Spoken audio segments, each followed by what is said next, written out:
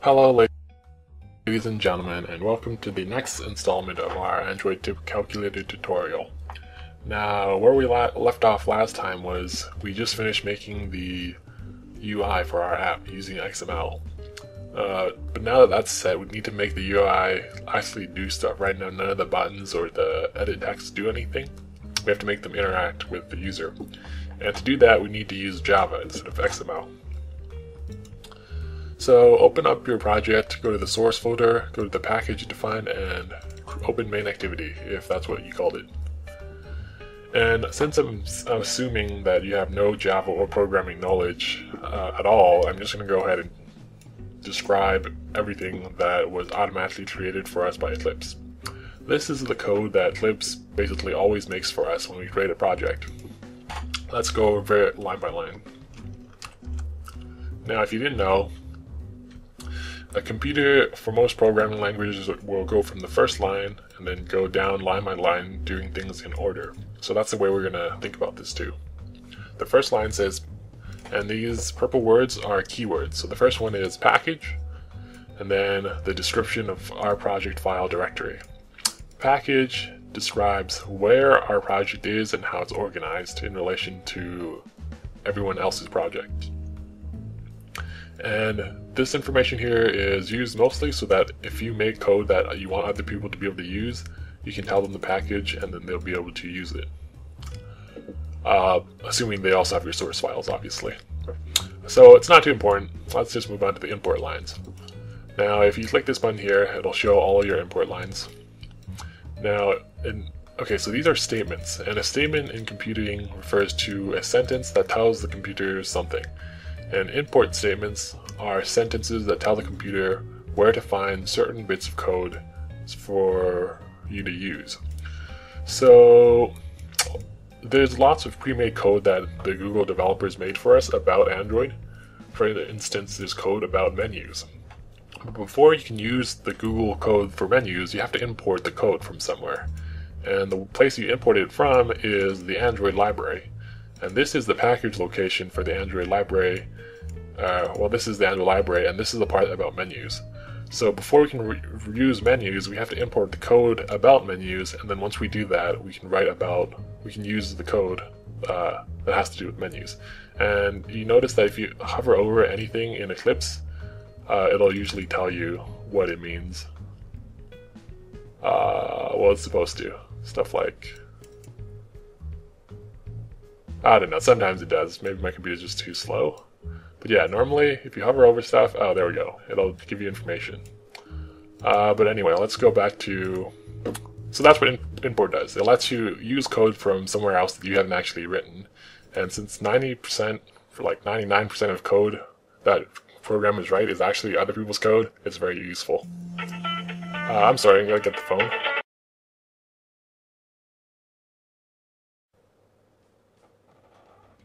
Okay, I'm sorry, I was interrupted by the phone, but now that it's taken care of, so we know what import does, let's move on.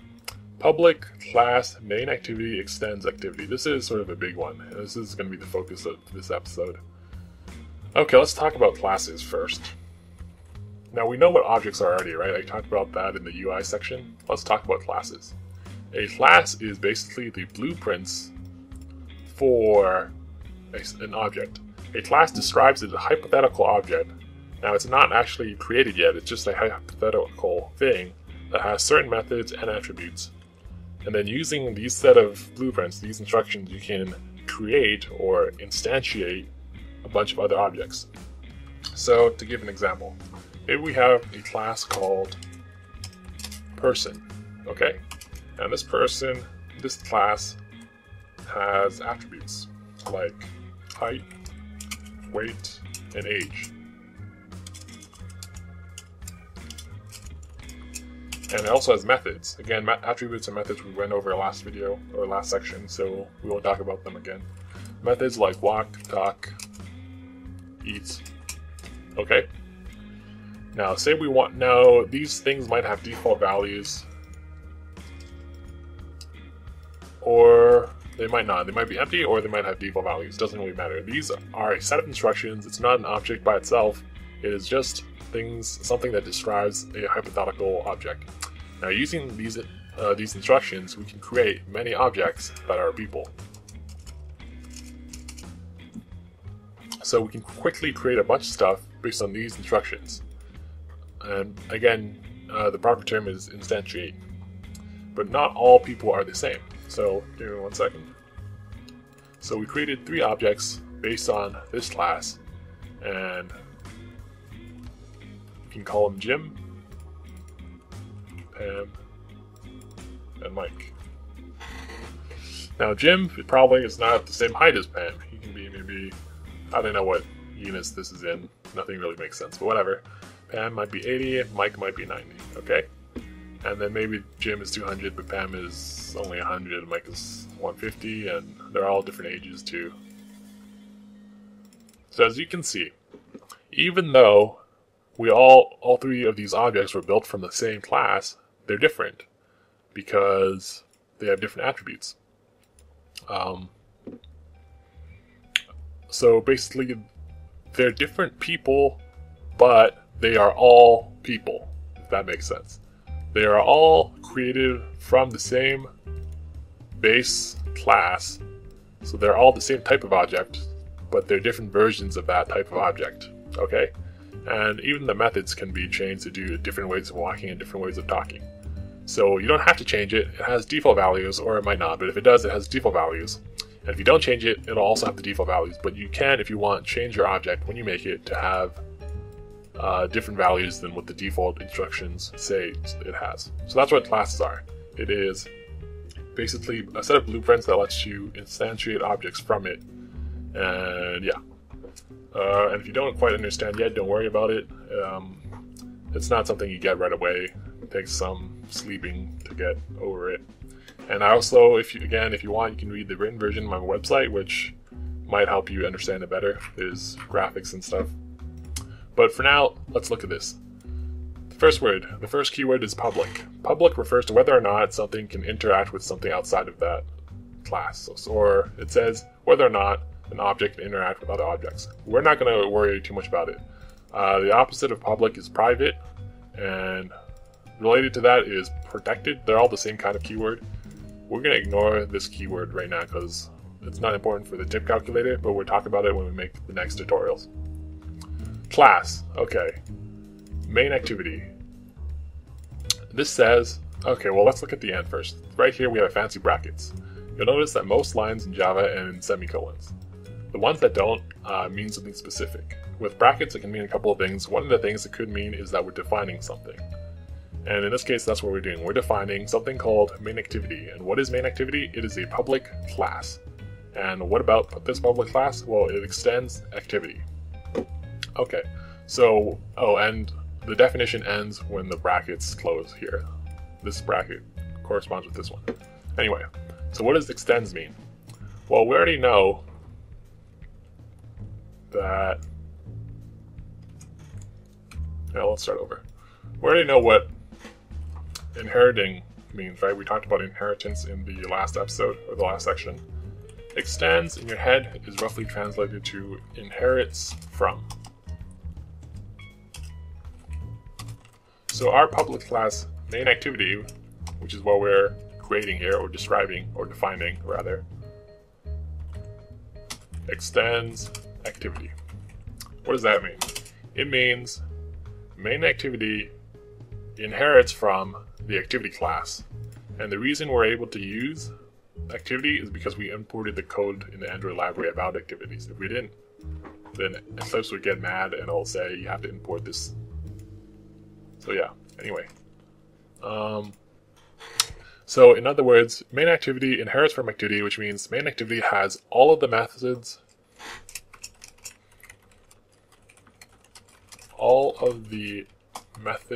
and attributes that activity has.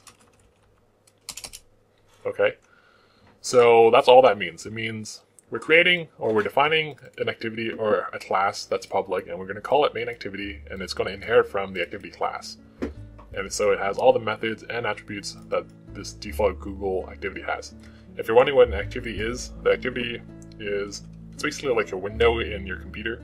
It's yeah, it's basically just a window, and it has stuff inside of it, like buttons and edit text that you can, the user can interact with.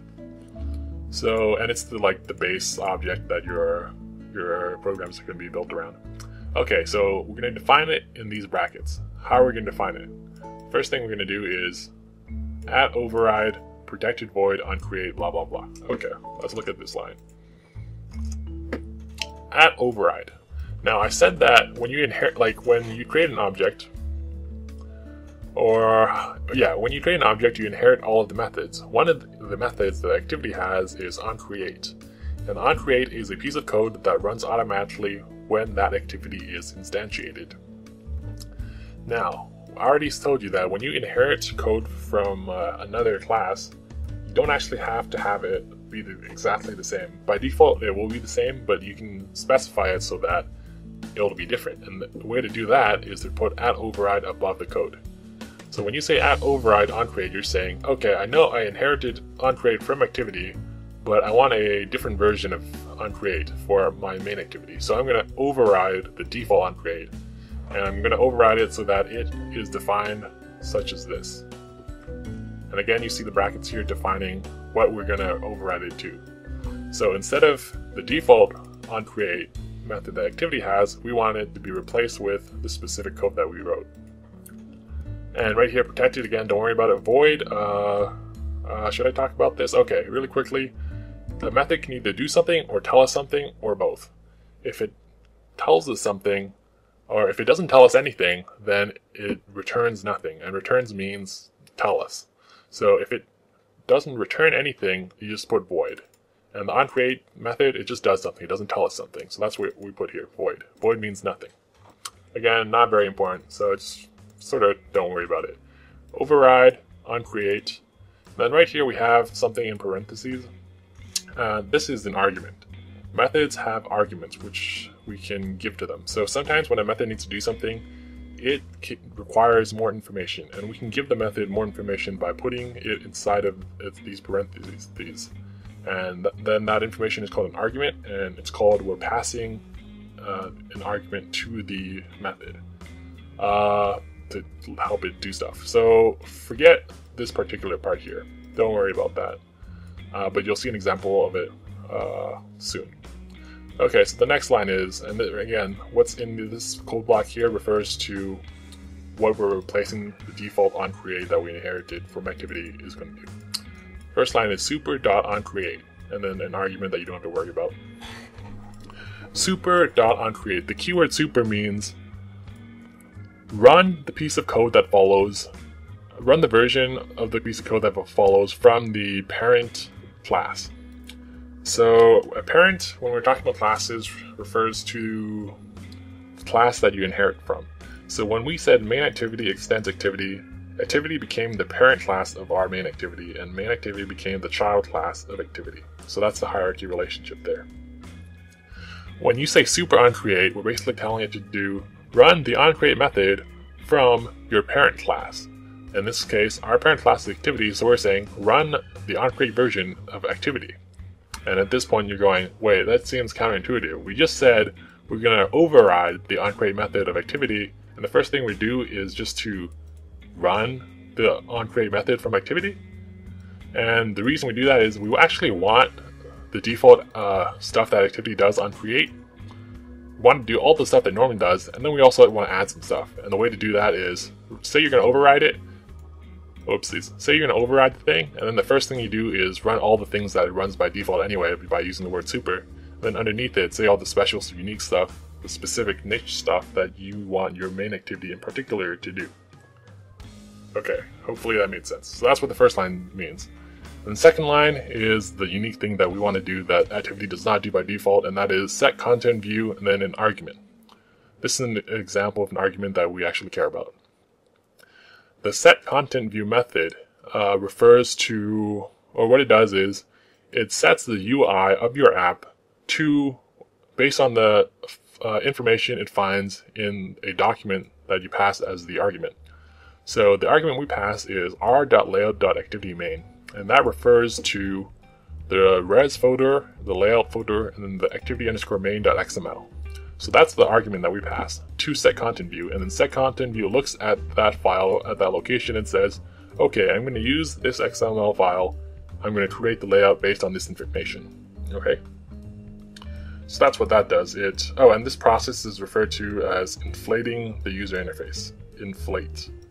So do everything a normal activity does, and then create a user interface or inflate the user interface based on the XML file we made last section of the tutorial. Okay, and the last set of code right here, and you'll notice these brackets again. When we override something, we're essentially redefining something. So again, all the stuff inside here is being defined, or is the definition. Okay, right here. We override another default method that we inherited from activity. This one is called onCreateOptionsMenu. And that is automatically run when the user creates or hits the settings button that is on every Android phone. And what we want it to do is we run this method here, getMenuInflator.inflate, and then an argument. And what this line says is inflate the menu options, or the menu setting, or yeah, the options menu, based on the XML file that you can find in res menu folder activity main. And so if you look there, we have another XML file. And this one we actually never edited, so what we're going to get is we're going to inflate the menu options with a default Android menu. And to show you what that means, I'm just going to run it in the AVD to show you what that looks like. That's going to take a while to load, so while we're waiting for that to happen, we can keep talking. Did I run it? I can't tell.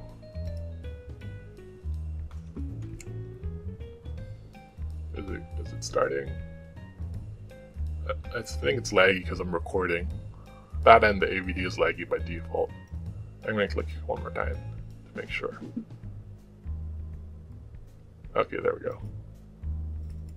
Okay, while we're waiting for that to start, let's continue. So that's what this does. It inflates the menu based on this file, just like this inflated the UI based on this file. Public, again, don't worry about it. Boolean is the return value, so again, don't worry about it. Return true, don't worry about it. It's not too important. Oh, right here, this is a comment. Now in Java, if you put 2 forward slashes, and then anything after that forward slash in that line, the computer will ignore, and it's a comment. A comment is information that you can leave for yourself that helps you remember what certain code means. So if we want to put a comment here, we'll say, the below code inflates the options menu using the XML file in the menu folder. And then what will happen is when the computer gets to this line, it'll just completely ignore that. That is for the programmer's eyes only, and then it'll skip to the next line. So it won't interact or affect with your code at all. It's just for you. And you should probably get in the habit of using comments because it's very helpful. And it makes your code more readable, which is helpful, or which is good. Okay, so while we're waiting for this, let's recap everything really quickly so we understand. Package describes the location of your project so that other people can import from it. Import statements lets you use code from different libraries so that you don't have to write all the code yourself. Public class main activity extends. Activity refers or means you're creating or you're defining a class called main activity, and it's public and inherits from the activity class. Now, how are we defining it? Well, we're defining it as something where we override the onCreate method from activity that we inherited, and we're going to have it do what it always does anyway, plus we're going to have it inflate the UI, which is something that it doesn't do by default. And we're also going to override the onCreate options menu, and we're going to have it inflate the options menu based on this file here. And that's it. That's all we get by default for free that Eclipse makes for us. And yeah. Oh, here we go. We can try it now. So again, we're checking to see what the options inflator does for us. If we click the menu button, it'll create a settings thing, and then if you click that, nothing happens because we set the XML, or that's what the default options menu looks like. Okay, so we're done. The only question you might have now is, all this code so far, according to what you've told me, is defining the main activity class. But what actually runs the app? So we know that when the main activity is created, it automatically runs this code. But where in this program does it say create main activity to begin with? And the answer to that is when you created this project in Eclipse, Eclipse automatically set the one activity that it makes for you as the default activity. You can change the default activity, although we won't need to. But what the default activity is when the user launches your app, Android looks at the default activity and it sees that it's main activity, and then it instantiates it. In other words, based on this main activity class, it creates a main activity object, okay? And as soon as the object is created, Android will notice that it has an onCreate method, so that means that this will run. And when this runs, it'll do all the things an activity normally does when it's created, and it'll inflate our UI. So, in other words, none of this code actually says do anything. The Android, or not really, but yeah, the Android system automatically sees that this is the default activity, so it creates an object from this blueprint, this class, and then once it's created, it does this stuff, right? I think I just repeated myself there, but whatever. Okay, that's all we're going to do for this episode. It's longer than I meant for it to be, but we had to go over classes, which is kind of important.